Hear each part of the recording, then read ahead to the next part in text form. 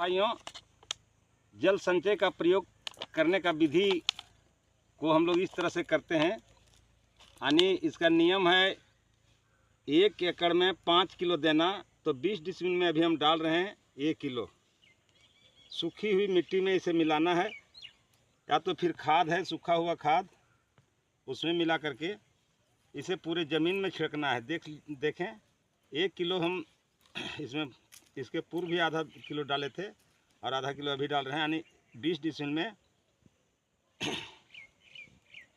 आधा kilo 20 decimal में 1 kilo जल संचय का प्रयोग कर रहे हैं। और इसका काम है जल को पकड़ के रखना, यानी 40% इसमें जल का बचाव करता है। इस तरह से बढ़िया से मिला करके और पूरे खेत में छिड़केंगे और इसमें मकई लगाएंगे और भिंडी कुछ दूर तो लगा दिए हैं और कुछ फिर लगाएंगे।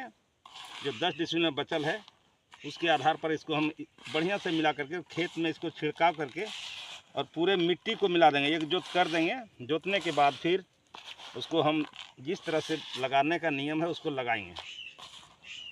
दोस्तों, इसको अधिक से अधिक प्रयोग करने का काम करें। बहुत बढ़िया चीज़ है, ये जैविक चीज़ है। कंपनी द्वारा इसे बहुत अच्छा जानबूझ के निकाला है। कम यानी जहाँ 5 सिंचाई का ज़रूरत पड़ेगा वहाँ 3 सिंचाई में हो जाएगा। यानी 40% जल बचाने का ये काम करता है। दोस्तों, जल का बचाव बहुत जोर करता है। जल्दी जल्दी नमी ख़त्म नहीं होता है, नमी बनाए रखता है खेत में। और खेत का जो उपज है वह यानी कहने का मतलब है डबल कर देता है। इसलिए इसका प्रयोग हम सभी किसान भाई करें और जल को बचावें। यानी जहाँ कम पानी है वहाँ के लिए बहुत उपयोगी है। कम पानी में यह हो जाता है। थैंक यू, धन्यवाद। संचय का 1 किलो का पैकेट है और इसी को हम लोग यूज करेंगे और पानी को बचाएंगे। और कम मेहनत में यानी कम सिंचाई में हमें फसल का उत्पादन करना है। जिसमें इस खेत में देख रहे हैं ये पूरा 20 डिसमिल में हम मकई और ये लगाए हुए हैं। आगे हम लोग चलेंगे, इसका छिड़काव करने के लिए देखेंगे छिड़काव कैसे किया जाता है। देख लीजिए, आधा दूर तो हम ये कर दिए हैं, आधा दूर छिड़काव करके और उसमें फिर हम भिंडी और मकई लगाएंगे।